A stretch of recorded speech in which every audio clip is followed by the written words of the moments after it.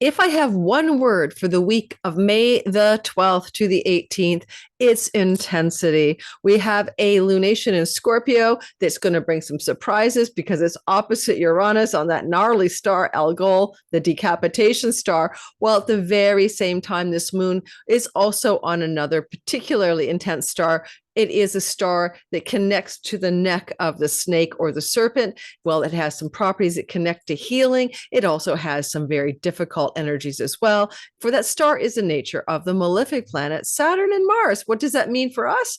It means when it comes to world events, and in this case, I'm going to make a case for the war between Israel and Gaza, we're likely to see a very intense, splashy, challenging closure coming in the next couple of weeks for that war in the Middle East, because not only of the Scorpio moon, which is tied to the beginning of that military war situation in the Middle East, but also because as we approach the weekend and we move towards Friday through Sunday, we're going to come into a Mercury square Mars.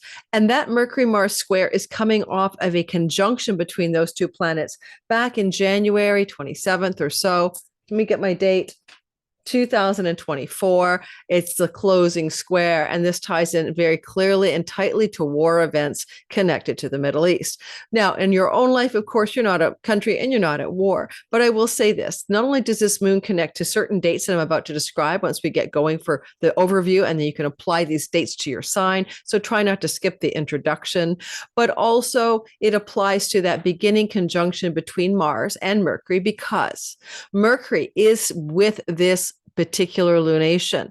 So Mercury is activating the story in the heavens at the time with this full moon of Scorpio. Mercury is a part of the narrative as he's trundling through the sky and participates willingly from the sign of Taurus. This indicates that Friday, Saturday, and Sundays, even Thursday through Sunday's news events and your own life pick up speed from this moon as Mars and Mercury have a conversation. It's a difficult one, and Mercury is the information and news. Mars is the malefic, the cutting, and the sign of Leo. And it doesn't just stand alone. You have to understand something. The sky is synodic cycles. It's like I wake up at night, go to work at 9, I have lunch at noon, I take a break at 3, have dinner at 6, I go to bed at 9, whatever your cycle is, click tick tock around the clock. Well, because Mercury is involved, this means this lunation in Scorpio, because Mercury is across the way being reflected by the moon, is a part of the moon itself. And we're going to see that that is true, because you will see clearly things in your life that are connected to a cycle I'm about to share with you. Hope that's not too much astrology. Hope that doesn't overwhelm you. I'm going to try to make it simple. This is a shorter video in terms of covering the moon. This is my week ahead forecast. This is coming out on a Monday, the 12th. I've already done a deeper dive into how Juno, the goddess of commitments and peace treaties and your own life, love and relationship and business partnerships, is highly activated and highly embedded within this moon. Like, it's a big player. And to find out how some of your life relationships will make or break as a result of this moon, you're going to go ahead and watch the video I already put out 2 weeks ago for this lunation, which is very personal, more about your sign. You can find that in the description box below. I'll pin it to the comments as well. And you can watch the replay, because that moon that comes out on Monday the 12th impacts your life for 6 whole months after. And you'll see the evidence of that in the first couple of weeks usually. All right, so let me see if I can speak English. I'm not so awake, so I'm going to do my best. It's Mother's Day. I had my kids came over and made me my daughter and her man made me a lovely Mother's Day brunch. I'm recording on Sunday, May 11th, but I didn't sleep as long as I wanted. I was up at 6 a.m. this morning, so it's now already 4 o'clock. It should be my wine o'clock hour, but I'm making a video for you guys because I'm behind schedule, because I'm moving. My life is a bit of a chaotic one. Now, I want you to get an idea of something. I just want to share something with you. There's something called the Lunar Shadows tool, or the Lunar Gestation tool. And I learned this from Dan Waits of World Astrology Report. I've been using it on and off, and I find it a fascinating tool. And I guess I can just show it to you rather than describe it to you, and you'll understand what I'm showing you. And as Dan has said, he's like, why isn't this tool in wide use? And I totally agree, because it's the understanding that every lunation, and I'm a teaching astrologer, so bear with me, every lunation is connected to a 9 months ago earlier and a 9 months before that cycle. Like, in other words, these moons move on around pregnancy cycles of 9.5 months, and every 9 months we have forward and backwards, we have moons that are interconnected to each other. So just watch the sky if you don't mind. And don't get dizzy, but I'm just going to show it to you. It might be better if I pin the sky to 0 Aries so we don't get dizzy, because I want to talk about how this moon connects to your life, to bits and pieces of things that have happened before, so you can cobble together a meaningful story. And we'll apply that same story to the war in the Middle East. And then I'll talk about the 4 cycles of the Mars conjunction starting in January of 24, and the first opening square, the opposition, and now the closing square. Don't get worried about the details there. I know it sounds heavy, but it's going to be easy to understand when I show it to you. In the meantime, what I'm doing is I'm just pinning it to 0 Aries, so when I spin the wheel, we don't get dizzy. Okay. So, alrighty, May 12th, 2025. You'll notice that there's a moon at 22 degrees of the sign of Scorpio on this star, Una Luna Luca, on Hygeia, and that's Deucalion. That's like Noah's Ark. It's the guy that God said, one ox, one this, one that, save everybody. I'm going to flood the world. Yes, God was an a-hole. I can't have to tell you. Sorry about that. These stories make no sense. Sounds like a sociopath. But I will say this, Deucalion has been trending in Scorpio for a very, very long time. So we just have this kind of Noah's flood, vibration going on in the sky as well, which of course could indicate things to do with water events, flooding, or earth events that are difficult. But putting that aside for now, tidal waves, earthquakes, volcanic eruptions, who knows? Putting all the weather aside, if you see this moon here with this star, which the star is always here, it's called a fixed star, opposite the sun, Uranus, on Algol, the star of the decapitating Medusa's head, ghouls, corpses, rotting bodies, and calamity and chaos, not a positive star. And then you see Mercury right over here, right? The news guy. He's like watching this whole thing happen across the way. He's going to have something to say about this, and it's going to be about the Middle East war. But in your own life, you're not a war. Let me show you the lunar technique. First of all, let me read the star from my software. It's a chief star in the constellation of the serpent. I know it's the neck of the serpent. The lore of the star is unpleasant. It's damaged emotions and impulses. Gain wisdom to invoke your healing power. It's because it's Ophiuchus. It's the snake in the hand of the healer, Ophiuchus, in the actual constellation Ophiuchus. But I hope I pronounced that right.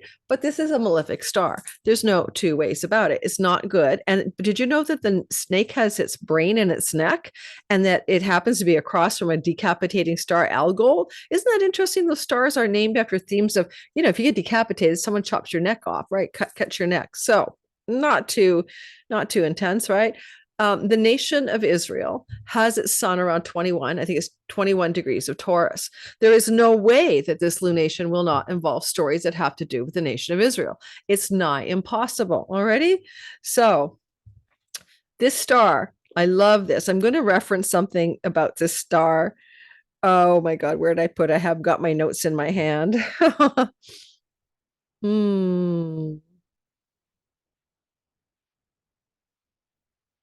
Oh, okay. So Agrippa associated, okay, so 2 things. This is in the last Decan of Scorpio. And Agrippa said that this was a drunkenness, fornication, wrath, violence, and strife Decan. Okay. Thank you to Astroterica of Substack for reminding me of the Decans again. I love her stuff on Substack. She's an amazing astrologer. She writes extremely well. Go check her out. So she reminded me of the Decan being its own brand of malefic. Okay. On its own, it's not so wonderful. And then we've got the star here that's also considered to be one of evil, venom, betrayal. Okay. But on the other side, wisdom, knowledge, transformation, and healing. Take your pick. But if we're going for the darker side of the star, and we have it involved with across from an Algol and the sun on another malefic star, let's say this is going to be a very supercharged, intense 2 weeks ahead coming off this moon. But you may feel some of the intensity on the straight up right away, skinny this week ahead, because of the Mercury story playing in tandem. Now for the lunar narrative, right? Going into the lunar story, take a look and watch what I'm going to do. I'm taking this back 1, 2, 3, 4, 5, 6, 7, 8, 9. Play at home with this game, guys.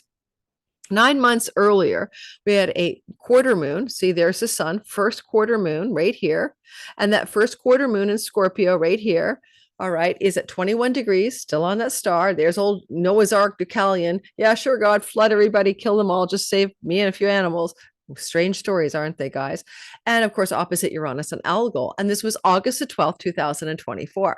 August the 12th, 2024. That would indicate there must be some news stories in your life and in the world connected to that time frame that will reflect back at us situations that need to be completed. So, and we're going to go back 9 months before that to also take it back even a little further. So first of all, when I go to this particular story right here, I did some research for us because I was trying to be on my A game with you guys. August 12th of 2024, there was that first quarter moon in Scorpio. I bet you're wondering what the news stories were. Let me tell you what the news stories were about, because it definitely will tie in to this moon as well. So I'm going to grab it off my back end. And maybe I'll show it to you so you know that I'm not making this stuff up. Sometimes people get very gnarly about this stuff. Tell me that I'm on the right one. August the 12th. So you'll see things going on around that first quarter moon in the Middle East situation, right? Because I can tell you that this is the last salvo on this story. The full moon is the completion of the seed that started. We'll get to the seed. This is a story along the way. So in August 12th, on the first lunar shadows technique 9 months earlier, what we had going on was they were Israel strikes were in Gaza. Okay, so fears of a wider war were growing. But Palestinian medics said Israel military strikes on Khan Yunis on Monday killed 18 people. So what was happening then is they were mostly working on the Khan Yunis area, going to war in that refugee camp and ordering Palestinians to move. Okay, saying, get out of here. It's time to move. Get out of here now. Like they were evacuating people who were hunkered down in safety, supposedly what's called a safe zone in Khan Yunis, and telling them to immediately evacuate. Okay. So there was this whole evacuation of people in the area called Khan Yunis. And on August 12th, there was an attack on a school in Gaza. So that was a big story as well. But mostly it was about the Khan Yunis thing, as well as an attack on a school. So we just see this kind of midway, more sludge, more displaced people, more refugees, more no safe place to stay, more hardship for everybody, more bombing of schools and, of course, mosques, etc. And so that's what happened then. If you go back, however, to the lunation 9 before that, and I just want to show you how to use the technique because I'm a teaching astrologer, because I want to teach you to fish rather than give you all the fishies, then go back again 9 months. Let's do that together. You need a good software for this. Let's do it. 1, 2, 3, 4, 5, 6, 7, 8, 9. 9 months earlier in the lunar shadows technique, we have this. Oh, I move 9 months forward. 1, 2, 3, 4, 5, 6, 7, 8, 9. 1, 2, 3, 4, 5, 6, 7, 8, 9. We have a new moon in Scorpio. Okay, it would have been around 21 degrees of Scorpio. It would have been around November the 12th, 2023. Well, on November the 12th, 2023, that was around the time in the month of November that the El Shifa hospital was bombed, an ambulance was blown up, and there was a big kerfuffle as the New York Times put into a headline that Israel had bombed this hospital, and Israel pulled back, and in the New York Times pulled back to clarify they weren't sure where the weapon came from. And then there was all this evidence from audio ballistics experts that the missile did not come from within Gaza, but came from Israel. However, everyone believed that, of course, Israel, the most moral army in the world, the IDF, would never bomb people in front of a hospital in tents, including the ambulance. And then now, of course, Israel has admitted they did indeed bomb the El Shifa hospital. And one of the things that was going on at the time, besides the bombing of the El Shifa hospital, was this idea of asking everybody to move. Everybody has to be pushed down into the south and get out of Gaza City. Now, I'm going to just double check something to make sure that I'm not missing anything else that happened around that time, because that was when the war looked like, oh, yes, well, there'll be a hostage exchange and somebody will resolve this situation and all will be well. Again, November 12th, just after the war started, 2023, new moon in Scorpio seeds this war. Then we see the quarter moon, as I mentioned, August 12th, 2020. 4, and now we have the next lunar shadow May of this year. Now, I'm not going to go on and talk about what awful things were going on in November, but mostly the world was aghast that maybe Israel had bombed a hospital full of refugees. And also there was this, everybody needs to leave the north and move south to a safe zone, which there's no safe zone left, right? Rafah is not a safe zone. Nothing's safe. Nothing's safe. There are 90% of homes are no longer livable. Hospitals, mosques, and universities have been demolished from the ground up with demolition crews. And this is not an intent for anyone to live in Gaza for many years, because it's going to take at least 2 decades, if to rebuild it. So this was an extermination plan from the very beginning. All right. Well, obviously it is, because it's been done. We see it in hindsight as 2020. I've been saying for a year that Israel will occupy Gaza. And I said that a year and a half ago. I said it a year ago. I said it 9 months ago. And everyone told me I was off my rocker maybe, or that I was anti-us, which is ridiculous. You can be anti-country who's committing a SCIDE and not be anything to do with the faith of a people and the culture of a people. Of course, I have friends all over the world and in my country who are of the Hebrew faith. So let's be serious, right? Now, I'm going to tell you another story. I'm going to stop the share. I'm going to bring us over back to the story, and I want to talk about your life too. But you can go back. You can go back in your life and say, what seed did this moon in Scorpio plant in my life back in the day, right? In just after November, what were you doing in November of 2023 in your Scorpio whole sign house in your chart? Please use whole sign houses. They're easier and they're better and they work. If you don't know how to cast your chart in whole sign houses, I have a free tutorial in my description box. Go on, get it, try it out. And you can say, okay, in November, in my whole sign Scorpio house, what seed did I plant there? And it didn't have to be calamitous. It was just something was beginning and it was going to be new, and you were planting the seed, right? That's all it was, So you have to go back. It's my 10th house of career and work and reputation. So I'll go back and think about that. And then what was the next phase of this gestation before we get to the full culmination, the fruiting, the fullness of it in this week's moon? It was, what was I doing in August? What were you doing in August of 2020?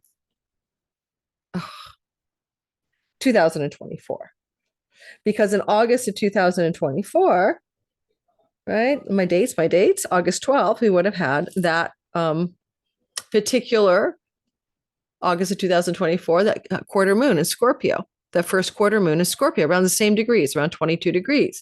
So that was kind of edging the story a little bit further, like a new shoot or sprout coming out. And so somehow you can simply say to yourself, November 23, August of 24, right?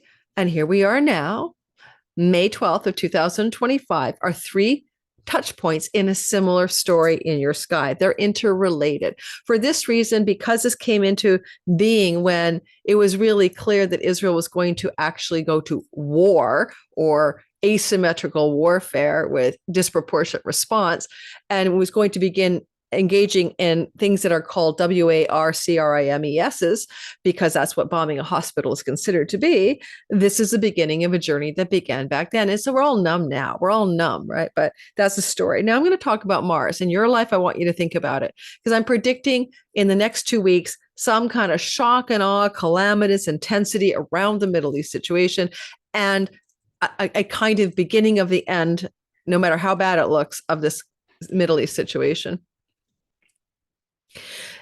Well, let's talk about because where we're going to do the all signs is we're not really focusing on the moon. We're going to focus on how you're going to handle Thursday through Sunday, because Thursday through Sunday, there's difficult energy here. Mars is squaring Mercury, and it's coming off the synodic cycle of Mars squaring Mercury. So let's put that story into place. When we have this moon happening here with Deucalion and this difficult star, the neck of the serpent, and reflected by the second house, well, this is Aries, the sun over here. Sun reflects the moon, shock and awe Uranus. Mercury's I got some news. I got some information. I got some conversations. I got to get in the act here, because I'm talking to this whole axis of story. Well, This is a connection to Mars. I want you to notice that Mars is at 11, Mercury is at 4. By the time we move to Thursday through Sunday, it firms up into an aspectual square at 14 degrees. And when we have a square between these planets, because Mars rules war, Mars is in the sign that belongs to Trump, Mars is in the sign that belongs to Iran, Mars is in Leo, the sign that belongs to the modern day chart for Russia. So there's those stories as well. But we also must not discount the ongoing Middle East story for the simple reason that this conjunction between these planets occurred. Mars and Mercury co-joined together, starting a synodic cycle on January 27, 2024 at 17 degrees of Capricorn. Well, number one, in the Middle East, for Israel, Capricorn represents its territory, its land. Okay. So that's exactly why we're really counting on this to reflect a bit of that war again. But also, you may not remember this, but there was a lot going on. There was in January of 24, the UNRWA scandal, where UNRWA was being defunded by politicians because apparently a couple of members out of thousands of organizations may have been involved on October 7th. It could have been the janitor, for gosh sakes. Number two, the UK and US escalated its strikes against the Houthis in Yemen. This is January 27th, 2024, or January 24, when Mars and Uranus co-joined at 17 degrees of Capricorn. But also on the 29th, January 27th, on the 29th, 2 days later, after Mars co-joined, Mars is war. This is Capricorn on land. This is Mercury, the news. You may remember that that was when the little girl named Hind was in her car with her family, and they were machine gunned to death by the IDF. And that has now been proven as true. All is known about the story. And then the ambulance came to rescue the little girl, and they machine gunned the ambulances. Then they buried the ambulance drivers and the ambulances themselves, etc. I think that's the same one. Or was it? No, there was another one later on when the IDF shot a bunch of ambulances and people working in them and buried all the ambulances. Yeah. You can't make this stuff up. But the Heinz story happened back then. So if you consider the nature of that story, if you kind of think about how it really captivated the world, the audio of her calling into the Red Cross for help, and the screaming in the car and the silence afterwards, and her cold and afraid and alone in that car. Well, that's the flavor of what the seed of Mars and Mercury is. That's the flavor of it. And that flavor was January 24 when those planets came together. On October the 6th of 2024, the opening square between those planets occurred. In October 2024, Israel bombed Beirut, a modern day city, killing people, 26 people in, or how many people in apartment buildings in Beirut. They also bombed a mosque and a school shelter in Gaza. They also, at the same time, October 6, 24, and in the month of October, there were thousands of worldwide protests against the situation, against the Israeli offensive. Worldwide massive protests occurred at that time. Unfortunately, a lot of people will say you're pro-Hamas when you're simply anti-GOCIDE, and there's a big difference there. Finally, on January of 2000 and on January 22nd, 23rd, on January 22nd, 23rd, Mercury and Mars were in the opposition between each other, right? So we're talking about the phases that they go through in their cycle. And that was the beginning on January 19th of the ceasefire agreement where there were hostages released and Palestinian prisoners released. So we're looking at that as the opposition point as a nice story, except that at the same time, running through the news cycle, the third week of January, 2025, the same time, so Trump got into office, signed his executive orders. Just before that, on the 19th, there was the ceasefire. The news stories that prevailed in that around the time was the military incursion into the West Bank of the IDF and the rampant settler rampages ongoing, as basically there was military action in the West Bank as the ceasefire was going on in Gaza, because he had some soldiers to spare, of course, in violation of all laws, because the West Bank had nothing to do with what was happening in Gaza. So yes, again, we see these stories playing out, but there was a ceasefire January 23rd. And lastly, May 18th, May 12th. But on May 17th, 18th, it's the Mercury story. So May 17th, 18th, Mercury will be in a closing square, 14 degrees and 14 degrees of Leo and Taurus. And of course, remember, Israel's sun is in the sign of Taurus. Donald Trump's ascendant, J.D. Vance's ascendant, is in the sign of Leo. Possibly you'll see some spillover to stories to do with Iran, because Iran is a Leo rising. You'll see some spillover maybe to modern day Russia as well. See, this is a time of great intensity that feels like, with Juno's involvement in the moon, we have a big make or break energy around the situations of war. I am not feeling positive about the situation in the Middle East, only because of the Algol energy all mixed up in it. I don't know if I should say I'm not feeling positive, but I'd say that it may get a lot worse before it gets better. So basically, Israel says they're going to occupy Gaza, right? Which is technically totally illegal. And basically, you may have some counter force from, say, Iran, because Iran's a Leo rising, or some other nation or some other situation that may be really intense energy this week ahead. We'll do something on Pakistan and India. I have been following that. I just haven't had time yet to do much else. I can see why it's happening. It's coming off of some eclipse energy. The March 30th eclipse is a particularly gnarly eclipse that was really activating this war, particularly India's natal chart. So it makes a lot of sense. I believe it was on the Aries midheaven of India, and that March 30th Aries eclipse is playing out for the next few months. And so that's a part of why this war is here. You know, eclipse in the sign of war is going to generate a war, a solar eclipse in particular. So, guys, so I'm going to start talking now about your sign. I know, finally it's about you. And I'm going to try to pump this out on Monday. Now, when I get to your sign, don't forget, you're not a war, you're not a nation, you're not a bomb, you're not a, I'm going to talk about not the moon so much, because I already did the moon for your sign. Please watch that video. I'm going to talk about the Mars square on Thursday through Sunday, and how there may be tension in the sky, and how you may reflect on how to work with it instead of against it, and understanding that this tension that you're going to experience in our sky started with that planting of a new beginning between Mars and Mercury, the synodic cycle, from a seed that was planted by those planets together, and they planted that seed in late January of 24.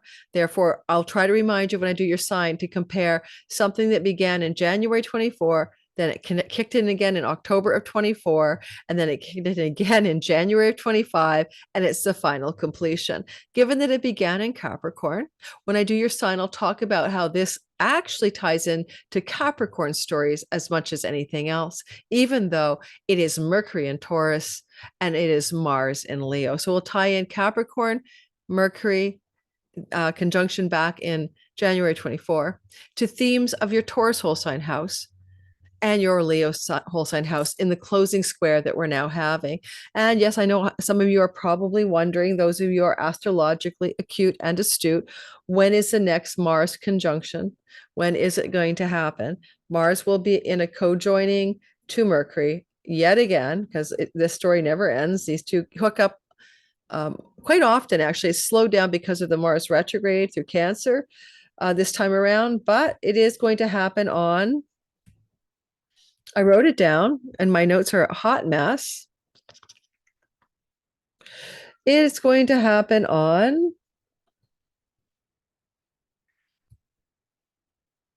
January of 2026. No, October of 2025. Okay, in the sign of Scorpio. And then in November of 2025, they co-join in Sag. And then on January 26th in Capricorn, Mercury, Mars. Why so often?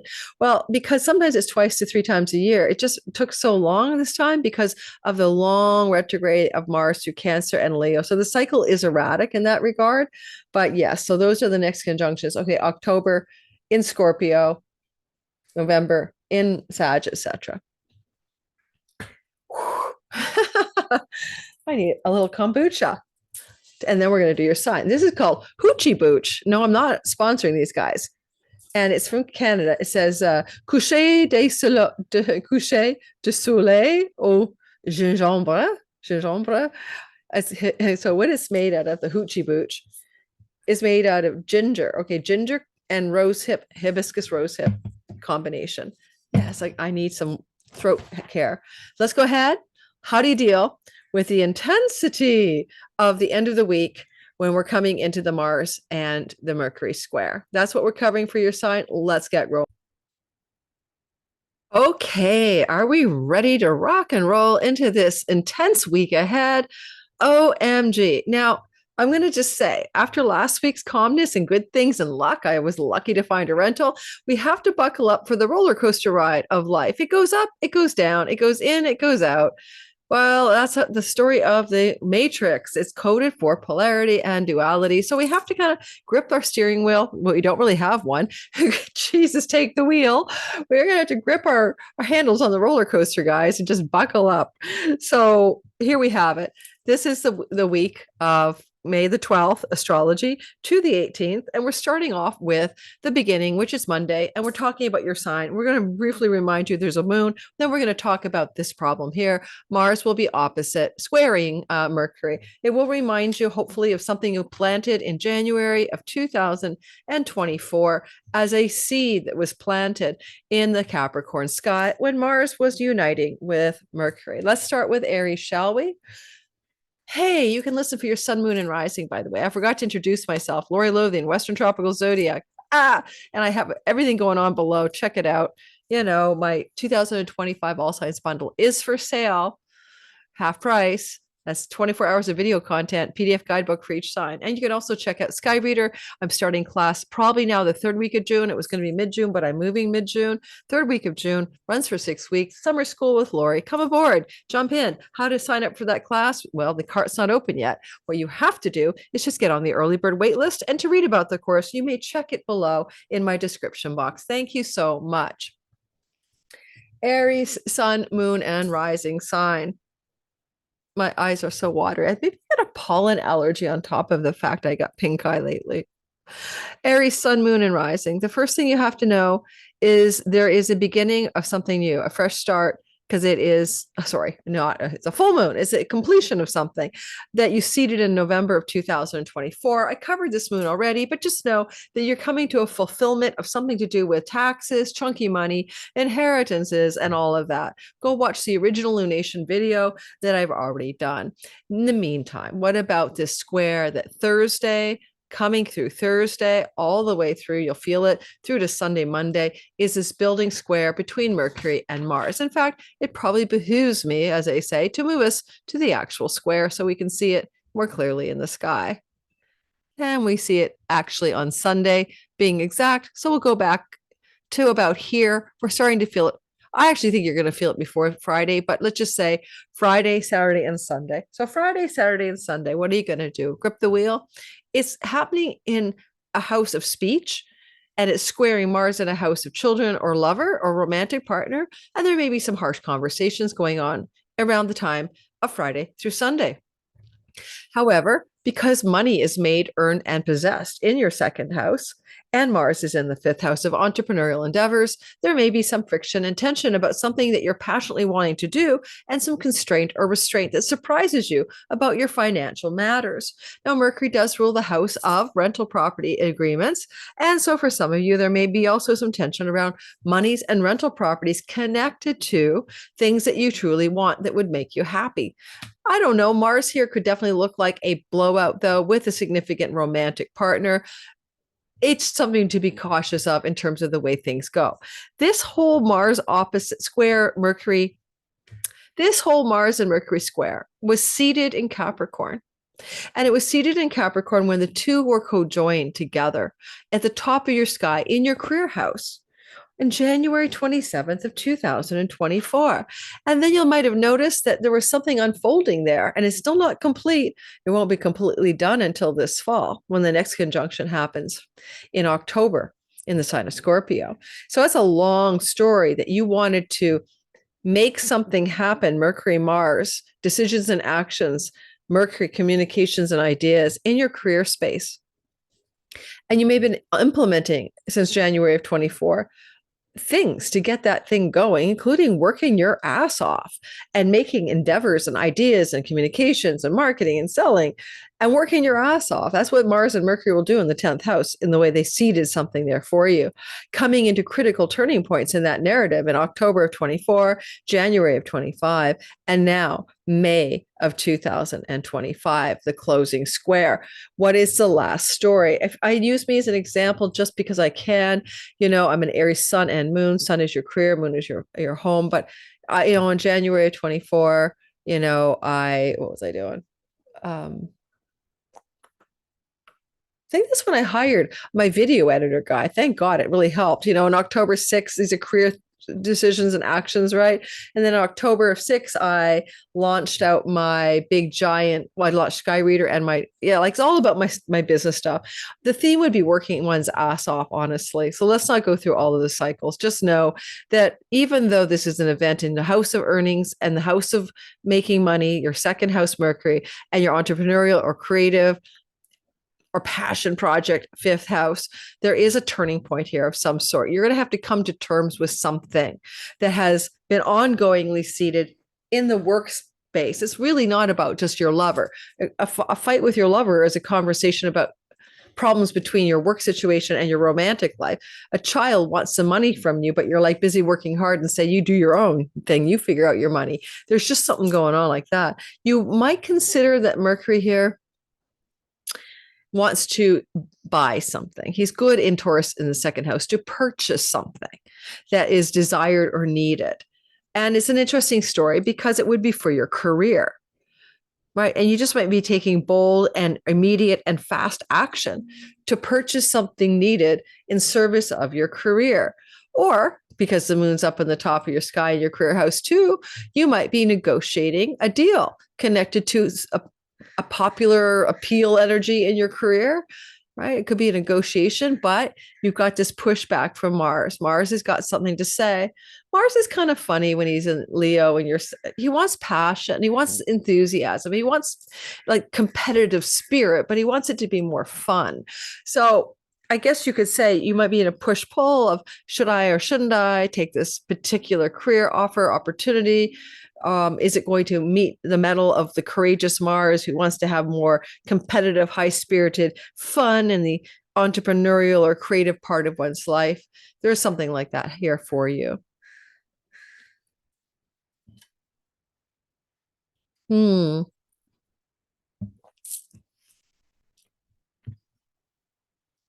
finally, Mars is the ruler, right, of another one of your money houses, the 8th house. And he does exalt your career. So he would love for you to do well in your career, but he also is quite aware of the shared monies with others, your resources from your investments or your shared money with a spouse. He's got his eye on that story as well. He knows that that's important to you. So this is a very monetary vibe as well. There's a lot going on here that says money. If you wanted to use this in a positive way, because Uranus is on a well star, Algol can be a well star, and you see Mars in the house of winning money, lotteries, etc., and Mercury being the ballot kind of thing, the ticket. If you wanted to find a positive outlet for this, I would buy a lottery ticket. I would buy one and see what happens. And I would see what happens in the 2 weeks after. You could buy the lottery ticket on the moon on Monday, but you could also just say, hey, yeah, buy it on Monday because it's all still the same sky. But this could unfold some energy that is surprising and not necessarily difficult about you. You entered a competition, Mars in the 5th, and you won. Okay, there you go. That's what I got for you. I hope that helps. It's been a long day. It is Mother's Day. Be kind to me if you think I undershot too many. You didn't get enough minutes for your sign or something. I can already hear it, Edit, subsidiary chart. No, I did move it back to whole sign houses, but there is a glitch in the software with Astrology for the last 3 years. I've never fixed it. Makes me mad. It's like when I change from whole sign houses to any other house system, it doesn't work.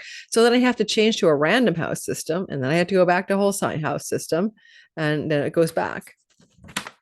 God, who knows why they did that? Hours, okay. Taurus, sun, moon, and rising. Don't forget, like, subscribe, guys. Check out my half price sale. My 2025 All Signs bundle is half price to the end of May. You won't see that price again. Well, not in the near term anyway. So check it out. this is your sky, Taurus, sun, moon, and rising sign. I love this sky in a way because you got a lot to say about being in control. Because Mercury, the new sky that gives you the intensity this Thursday through Sunday, is in your ballpark, in your court, on your side, working with you. Your communications, your speech, your ideas are coming up for intensity Thursday through Sunday. It's really also Mercury in a square to Mars, home, property, land, and real estate. Maybe moving, maybe buying a house, maybe selling a home, maybe changing things to do with those real estate matters. Those are all possible here. And this energy coming up Thursday all the way through to Sunday is from a seed that was planted way the heck back, a seed that was planted in Capricorn in January of 2024. Now, Capricorn, when Mars and Mercury were combined, is your ninth house of education, your ninth house of God, your ninth house of higher mind and what you desire to be in alignment with for purpose in your life. Something happened perhaps in January of 24 that was seeded there that picked up more energy in October of 24, and then January of 25, and now May of 2025. These are all interconnected dates. In my view, because you have a moon up there talking to Mercury, it really is a connection to something that you have an emotional resonance with. And the ninth house is about your dharma, your alignment with purpose and meaning in your life. And, you got the Mercury eyeballs up there. I mean, the moon up there is happy to do a lot of stuff, win in a court case, go on a pilgrimage, travel to foreign shores, go to university, all of those things. Mercury, though, he's looking up at that lunation. I can see it the day of the 17th, Saturday, when this is a pretty tight square, right, between these two. I kind of think that you might want to consider making a negotiated deal regarding where you live, a contractual agreement regarding property, something along those lines. It may be very intense and require immediate dramatic action because of a surprise, right? Uranus sun is a surprise. So, for example, because this is also tied to the Scorpio lunation that happens on Monday, you can't separate those two. It could indicate a fulfillment of a change of home. And will it happen at the end of the week? No, but circumstances may arise that propel the urgency or this of the clarity or decisions that you will indeed want to make a change of home or a dramatic change in your home of some sort. And it's a bit of a surprise, or it's a bit of a lightning bolt here. And this regard, Juno would represent the contract. Mars would say fracture or break. If you're in an existing contractual agreement, like a mortgage, a lease, a loan connected to your home, you may change it. I need to close my window. It's freezing in here. Hang on. It's one of those Vancouver days where it's sunny-ish and icy cold. So what can you do? I can't get the temperature right.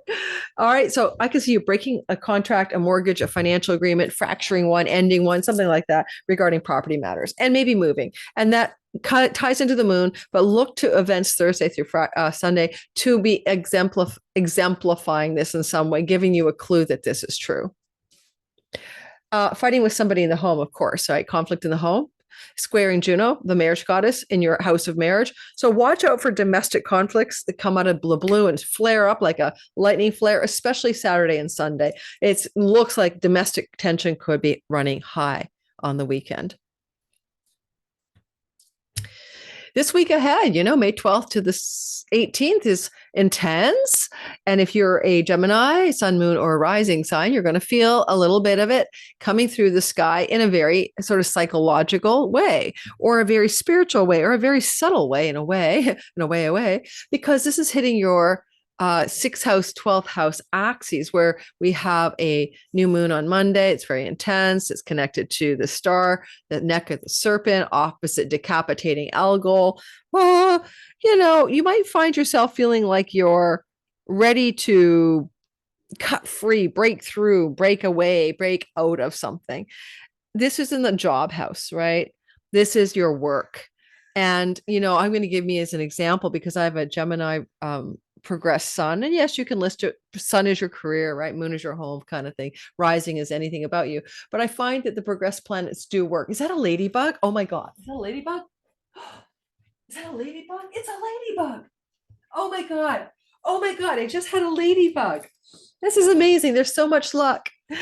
Big ladybug. Hi, ladybug. I bet you're feeling like happy to be here on my window. Oh gosh, ladybug medicine, ladybug messages for all of you Geminis. Go Google meaning, spiritual meaning of ladybug totem because it's for you and me. Okay, quitting your job. Yes, but you don't have to quit your job. The breakthrough could be if you're not having spiritual breakthroughs and sudden insights into the meaning of life and profound dreams that shift your reality. And all of this is possible off the Monday moon, right? Add a couple weeks to feel it out and up to 6 months for full fulfillment. You could quit a job, but or an aspect of your job, not always your whole job. You tell your boss, I'm not doing that part of my job anymore, right? Or if you're your own boss, you tell yourself, I'm not doing that part of my job anymore. And that's so true. I had a situation arise today where I had a client scheduled. It was a reschedule. It was like she had booked, but then she rescheduled, and I rescheduled because I got COVID. And then she was supposed to see me today on Mother's Day. And I didn't have any Mother's Day plans because my daughter was going camping. But then at the last minute, the camping trip was canceled. And she's, Mom, I'm going to come over and make you lunch and brunch. And my guy's going to help. And of course, I'm going to say yes. And it was overlapping that reading. So there was this crisis energy, I would call it, a surprise, a shock, because this moon on Monday, I'm recording on Sundays in play. And I had to cancel. And that turned out to be quite a gnarly exchange, actually, where the client called me twice, texted me 100 times. I mean, it was awful. And I realized, wait a minute here. I just don't want to see clients anymore. I might keep my priority Mondays open in the future, but I think I'm done. Sometimes it's just those moments of, those ratchety moments that tell you what's true. So if you're a Gemini listening and you're in the wrong position in your job, the wrong job description, or there's something about the job you do, you could break away, cut through, and sever, all of that good stuff. Certainly as well, with the South Node sitting in your fourth house, this moon can have you release your property, release your home, change your home. I've already done that. I signed at least 2 days ago. That's coming off the moon. There's a pre-wake to the moon about a few days before, and then of course 2 weeks after. So next thing I want you to know is that if you're trying to make a commitment about something to do with health protocols, like working out more regularly, Mars here would agree with that. And he'd say, get you to a gym, do some weights or something. But notice that Mars and Mercury on Thursday through Sunday are in that square. And it is a part of a larger story. The seed was planted in Capricorn between these planets back in January of 24, January 27th. And that cycle is still playing out. This is the closing square. So if you want to go back to your Capricorn sky and go, what seeds did you plant in January of 24 that are fruiting into a closing square at this point? So that's a good point for you to think about. I incorporated back then. That's what the January 24 thing propelled me to do.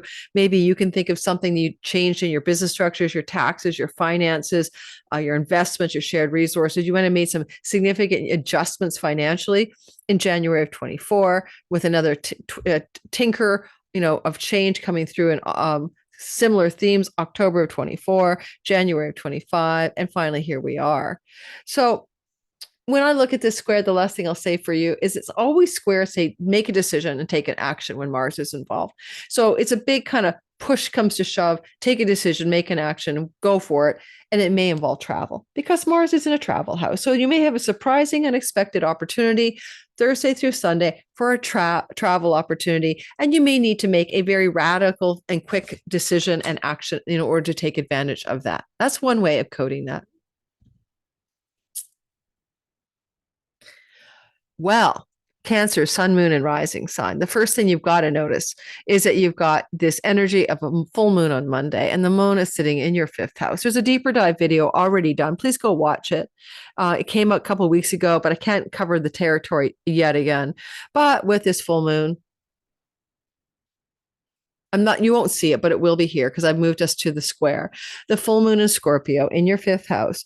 There's a light shining here from seeds planted in November about romance, children, creativity, entrepreneurship, artistic endeavors, all of that.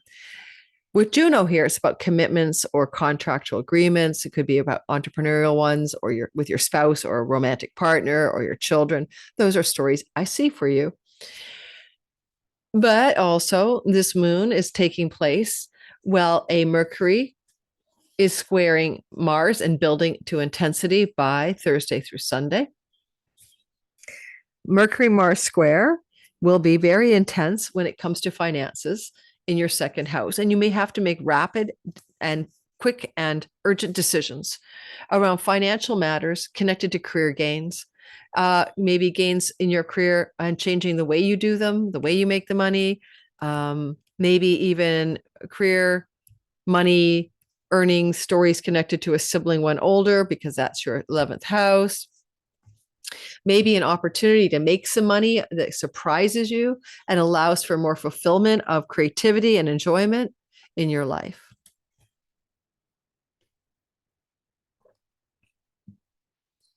Mercury and Mars made a seed planting together January 27th of 2024 in Capricorn. And this is still playing off of that story. So Capricorn's tricky in a way because Capricorn is not always about you. It could be about considerations of clients, audiences, marketplace, the public you work with, your husband, your wife.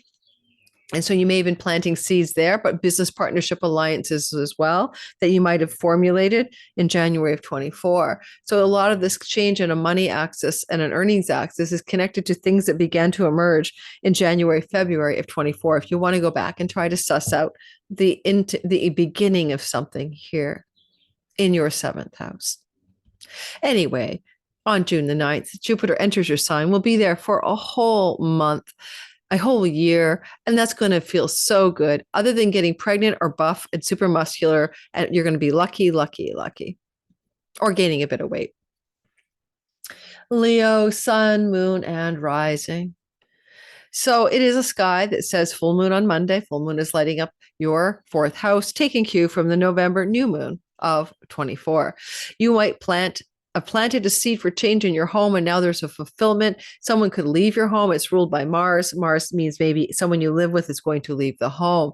The seed may have been planted for that anyway back in the fall, but now it's coming to fruition. On a full moon, add 6 months.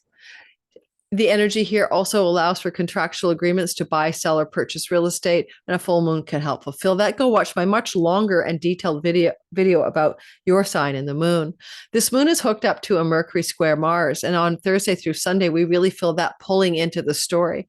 Mercury, who sits across from this lunation up at the 10th house in your career and reputation with some unexpected and surprising developments, squares Mars in the house of you. The way you want to respond to something is Martian, bold and courageous, or argumentative and conflictual. Certainly strong and combative around matters to do with work and career, and maybe money and earnings, for Mercury is the ruler of your 2nd house of earnings. So there can be some significant sort of intensity this Thursday through Sunday, or negotiations around how that can look. Because sometimes all Mercury wants to do is negotiate in a steadfast Taurian manner, and Mars is just trying to work with it. And technically, when they are talking together in your sky, you're doing the one with you have more of the combative fire. Mercury's just hunkered down trying to make it work out in a steadfast and sturdy way, right? He's in Taurus. But it is career negotiations connected to earnings as well.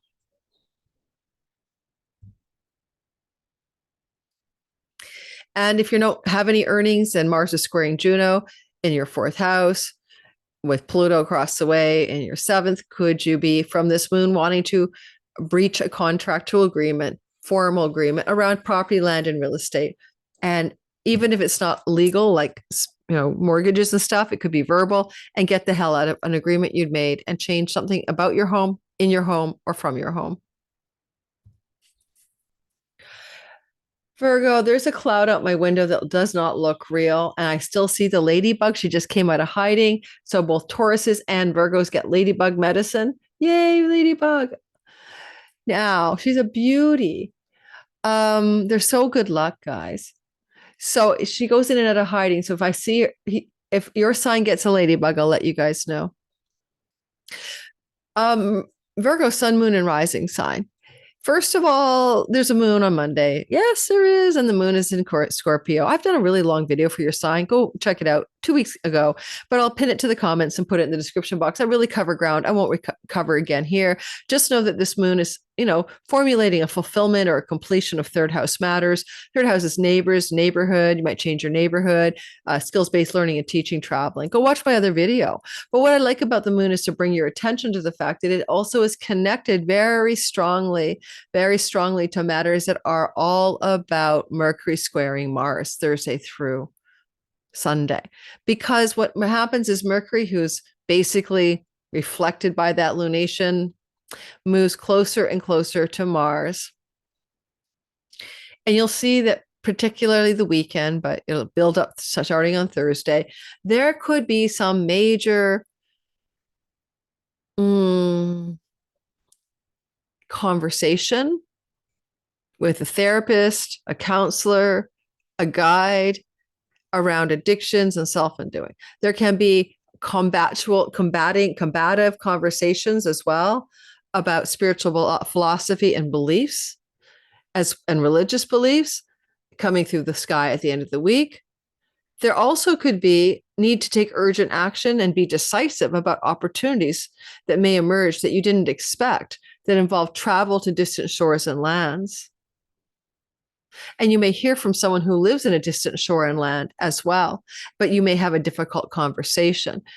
Mars in the 12th house with Mercury in the 9th invites you to pay attention to breakthrough dreams, shocking and surprising insights from the temples of Asclepius, where you're going into the dream temple and finding truth.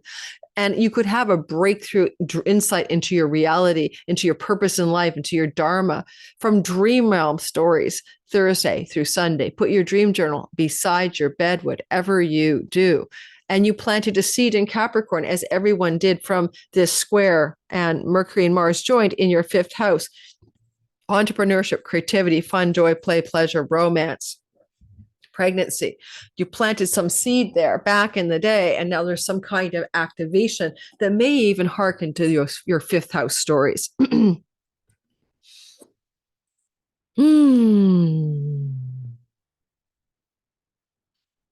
That's what I got for you. I'm wondering too, well, we'll leave that story for another video. Could be some changes in your home connected to your spouse coming off of this square, and unexpected developments here, like unexpectedly you realize you might be moving to another location because of spouse. But I also would say change of location is embedded in that moon if you're changing your neighborhood as well. So there's a lot of layers to this as well.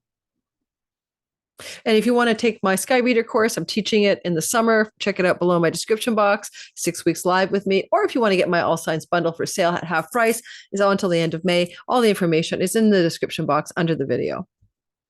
Libra, I cannot believe it's Libra and I haven't taken a chocolate break. Hello, Libra, Sun, Moon, and Rising. How are you doing? First things first, right? What's going on is the full moon on Monday. Did a long video on it. Check it out below. Click the link. You can go watch that longer video that's already out. But a reminder, full moons are fulfillment and completion and a big light in your 2nd house of money and earnings from seeds you planted last November. And a full moon can bring, with Juno here, a new contractual agreement regarding something to do with work. Of course, the star here is a little bit malevolent, but it also has the potential for healing, like the healer who raised the dead, Asclepius. So you definitely have some profound financial healing as well possible on this story, but it looks like a contractual agreement may emerge from this moon regarding work-related matters, because the moon rules your 10th house of work, and Juno, the goddess of agreements, is sitting here. As we go forward, though, you can see that Mercury and Mars are baking in a conflictual or urgent narrative. Now, Mercury is in the house of the kinds of things that connect to, like benefits, healthcare, severance packages, sign-on bonuses, all those matters to do with chunks of money that you don't necessarily possess. And because Mercury is in the 8th house, opposite this moon, he, with shock and awe Uranus, he is building up as we approach Thursday to Sunday to the square. And it may mean something like coming off the full moon is a difficult conversation or a battle intense negotiation regarding benefits from career, because Mars is in the house of one's gains and from one's career, whether it's the perky office or this, the high level of salary or the perks and benefits. There's something about some intensity around negotiation. It doesn't have to be negative. A square is the nature of Mars. It means making decisions, taking actions, urgency, going in a certain direction, momentum. But Mercury is a negotiator and he's in a money house. You might even be looking at tax structures in this kind of situation. Moon happens to be also on the weekend, kind of hanging out there on Saturday, Friday, Saturday in the fourth house. She's in a condition of detriment, exile, wondering if some of you might have to move. The job will ask you to change your home. Just a few of you, not everybody, of course. Now, if you don't need it to worry about job and money, and that's not your narrative, what else could it be? Maybe you're going to make some major changes in your tax structures connected to your work, maybe with some urgency. Maybe you're going to suddenly and surprisingly sell a property, Moon, or buy a property, but you're going to have to take actions and decisions in an urgent way in those matters. And it may be connected to sussing out how home related, tax related negotiations agreements, even rental agreements, are connected to success and work. And by the end of this week, you should see those themes by time you get to Sunday really obvious to you. They are spinning from the moon. They're not separate from the full moon on Monday. Hey, Scorpio, perhaps you could go back to November of 24 when you had a new moon in the sign of Scorpio, now full moon. So the full moon is lighting up seeds that were planted then, and you are coming to a level of fulfillment or clarity about something, sun, your career, Scorpio moon, your home, Scorpio rising, anything about your life. Your body is here. A full moon can light up matters to pay attention to and commit to better your body, especially with Juno here. And the full moon may light up a new regime around wellness. That's very positive in this kind of sky.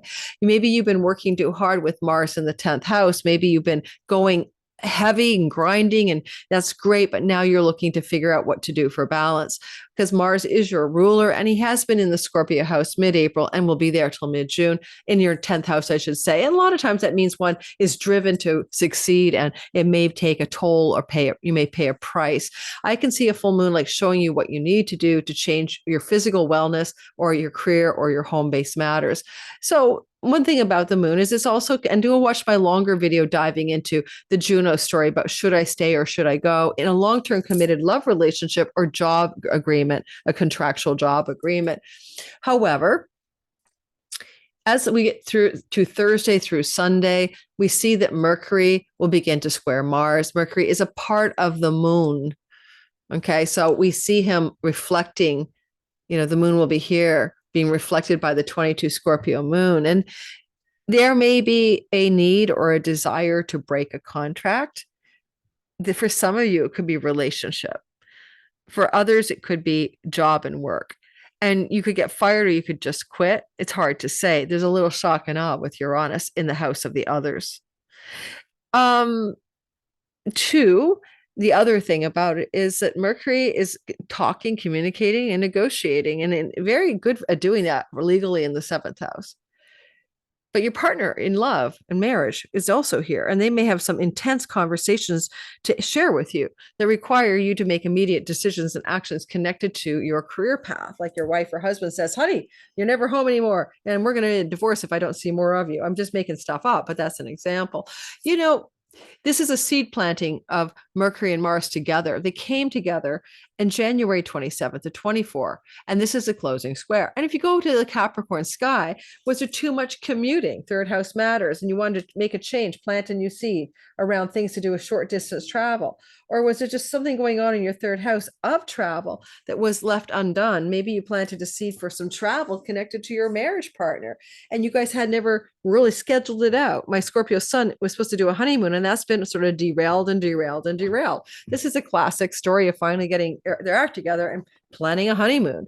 So short distance travel, maybe connected to work, maybe connected to partners, planted a seed in January of 24. Finally, hello, here we have some culminating fullness of a last quarter moon to cross the finish line on themes that started in January of 24. In this case, you're now currently connected to your work and your contractual agreements or your marriage and your public reputation. All right. And I am going to try to find myself in a more comfortable position. Can you guys give me a minute? Thank you. I've had this. Can I talk to you guys like you're my therapist? Thank you. I had the weirdest thing happen. I stepped on glass and my foot is sore. I got a Band-Aid on it. Probably needed stitches. And then someone shattered my car and broke the window glass. And also 5 weeks ago, somebody broke into my car and broke the lock. If you're a spiritual type out there and you have a chance to get back to me on this, what would you say about that? I didn't put the glass on my some movers were moving stuff out. They shattered the glass. They swept it up, but not enough. I stepped out with a bare foot. Yeah, on my porch, and I cut my foot. But then shattering glass of my passenger side of my car, and my breaking into my car 5 weeks ago. I would have gone conservative if I could have got my boomer women friends to vote conservative, tough on crime, no hug a thug, because I have lived in Vancouver since 2003 and I've never had my car broken into on the street in front of my property twice in a month. Okay. It's getting out of control. Yeah. Thanks, Scorpio. I finished with you anyway. I just need to vent. And whoever heard that, they're there for me. The ladybugs disappeared. I know some of you got ladybug medicine, Virgos and Tauruses, but if ladybug comes back and it's your sign, I'm definitely going to throw it at you, right? We all need a little ladybug medicine in life. Oh, there she's back for Sag. Shaha, Sag, you get ladybug too. Sagittarius, sun, moon, and rising. What does it mean to have a full moon in Scorpio? It's very intense. Go watch the intro. It's coming off of, a new moon in November of last year. It's this very spiritual house. It's moksha liberation. It's long distance places and far off shores. It can indicate revenue generated from those places and shores. It can also be about your dreams at night, your subconscious, your Akashic records, your past lives. It's a very sort of subtle and psychological zone. So you're shining a big flashlight into your psyche in some ways, no doubt about it, especially given we have the neck of the serpent, which can be about healing here in the star that's next to Juno. One thing about this is that go watch the longer video. I'll really talk more about how you can use this moon. And that video came out 2 weeks ago. But if you check the description box and I'll pin to the comments, you'll be able to find out more about how to handle this lunation. The moon is tied to Mercury across the way, who will square Mars coming through Thursday through Sunday. Thursday through Sunday, there can be some intense conflict of some sort. Anytime Mars and Mercury are squaring, it usually can be a battle of words or a battle of ideas. It's coming through your work house connected to your ninth house. If you have work in legal matters, courts, law disputes, or you're involved in a law dispute, or if you're dealing with situations connected to challenges with work environments in general, and maybe human resources or people in administrative positions, there's some intensity Thursday through to Monday.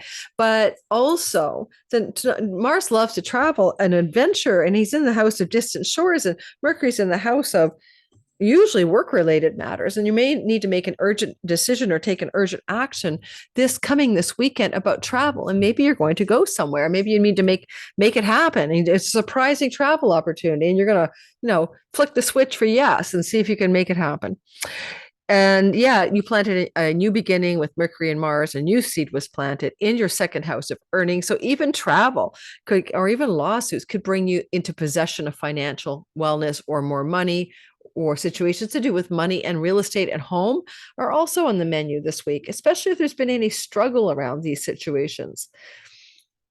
Mars is a ruler of your house of children.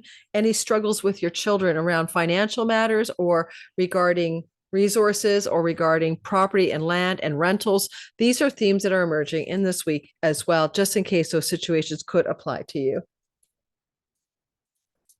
This too shall pass. And let's just see what happens. In fact, the doors close on this story completely in October of 2025, when Mercury and Mars start a new synodic cycle. All right, Capricorn.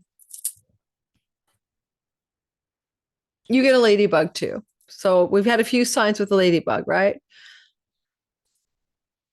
It happens to be a story for you that you have a new moon, full moon on Monday that comes off of a new moon last November in your Scorpio sky. And that is your reputation. That's your gains from your career. It can be about your public visibility, influence over groups of people, friendship circles, and long range goals and dreams. Now, a flashlight is here. So, full moons reveal something quite often, and you might have some revelations around friendships, groups of belonging, long range goals and dreams, or fulfillment of something, a seed planted for a career opportunity last year in November, coming to fruition at this time. And because it's also got Uranus across the way, it might surprise you, it might be unexpected. And Mercury would be the information or news, especially if it's entrepreneurial consulting and not like a full-time job. So there's some things coming through the sky that could hit you, Capricorn, coming up later this week, Thursday through Sunday. Now, Mercury is in the mix, and Mercury has a square to Mars. Mercury is wanting you to negotiate or contractually agree or work something out about your chunky money. Now, eighth house money is money that has investments in the markets, your severance sign-on packages, retirement money, spousal support, alimony. Children is involved with Mercury, children needing money. Mars is Mercury is the ruler of legal matters and courts. Like, there's so much that could come off of this situation. Thursday through Sunday, you may figure out a way to renegotiate spousal support. You may figure out a way to urgently support a child who needs some money from you. And you're figuring out a deal or a negotiation around money and children, or money in custody and money and child support, all that kind of stuff. But the moon itself, right, is really about the 11th house at great gains, but it's intertwined with the end of the week. So many ways this could work, Capricorn. See, Mars is a ruler of your fourth house of home, property, and real estate. And you're trying to heal a chironic wound, and he'll be trining Venus, helping you find healing and wholeness regarding home and property and feeling at home somewhere. So that's the good news, really good news. But I'm wondering what's going on here where, Mercury wants to negotiate something or have that conversation with Mars. Certainly you might take really strong executive, powerful action to negotiate some kind of contractual arrangement that you weren't expecting to see. And in this case, if it's entrepreneurial, this could be a business contract around what kind of compensation you get for some unexpected, exciting job opportunity. That's how I would see it. But it requires urgent and immediate attention Thursday through to Sunday.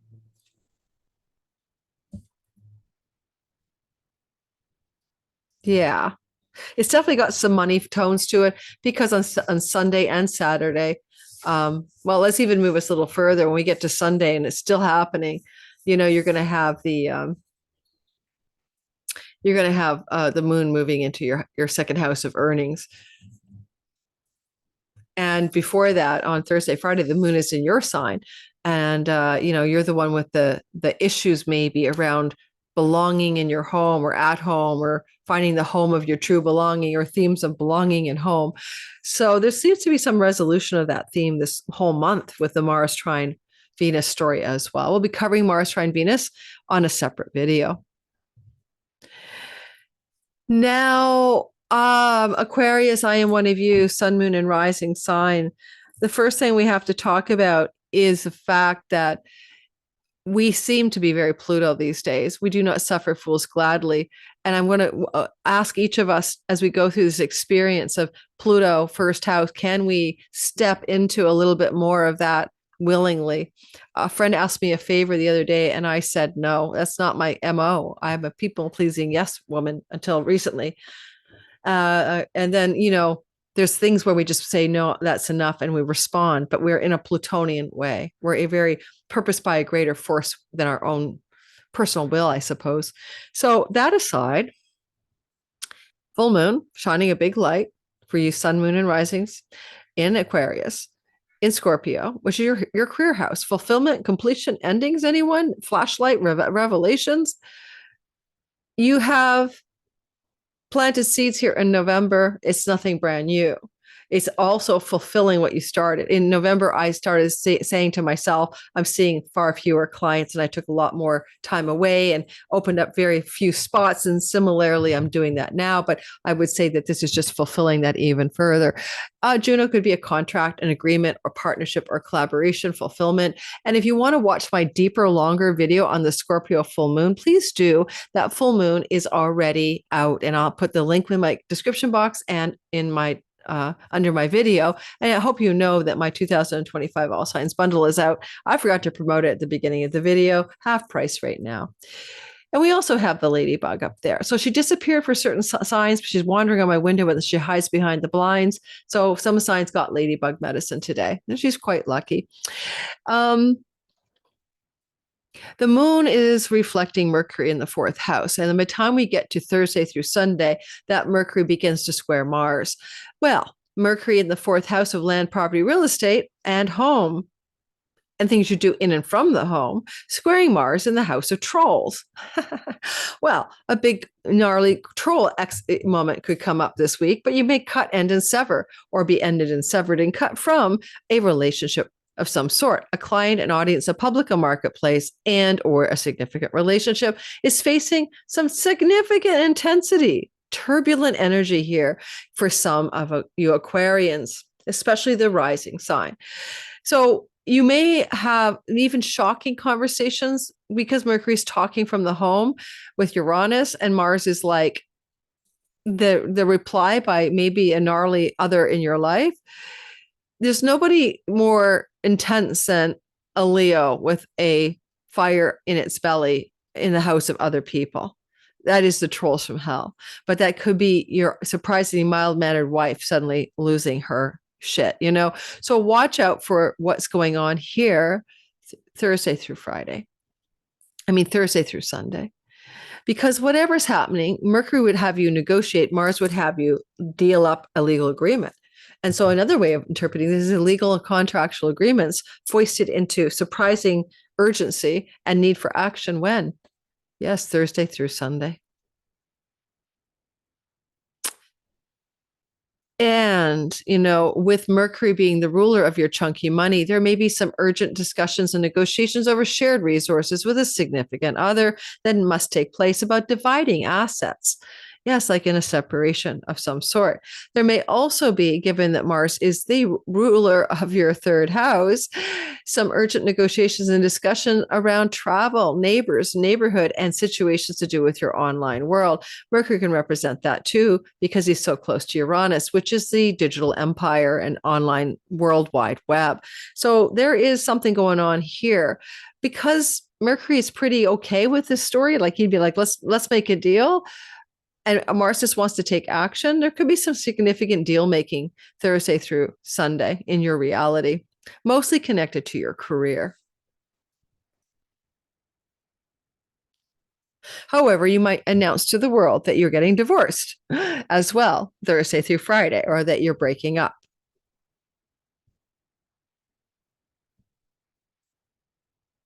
And the final sign, best and always best, never last and never least, is the Pisces people. All right, Pisces, sun, moon, and rising sign. First of all, you know, full moon in Scorpio, coming off a new moon in Scorpio in November last year. So fulfillment of something you planted in the ninth house. Ninth house is spiritual truth, wisdom, learning, educating, higher education, court and legal matters, dharma, being on purpose, meaning of life, visas and passports, travel to distant shores and different far-off lands. Okay, fulfillment, completion is happening. To know more about this, especially negotiations and with Mercury buying tickets, but to know more for travel, but to know more about this story that this moon is plunking into your story on Monday, watch my longer video that came out already. And I think you'll enjoy it. And it's a deeper dive into how to handle this Juno-infused moon.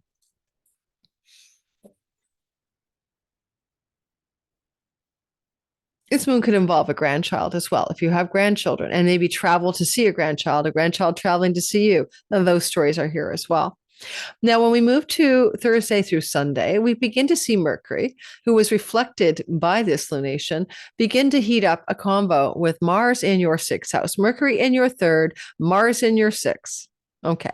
Well, at a very simple level, Mars is going to either work hard in his joy, house of his joy, to accomplish something to improve your health, and he is trining Venus, which is dietary usually, or to make some passionate momentum in your work, right? That's a story he can do in your sixth house, trining Venus in the earnings house. And as he's in this story, he also happens to be squaring Mercury Thursday through Sunday. Uh-oh, what are you going to do with that?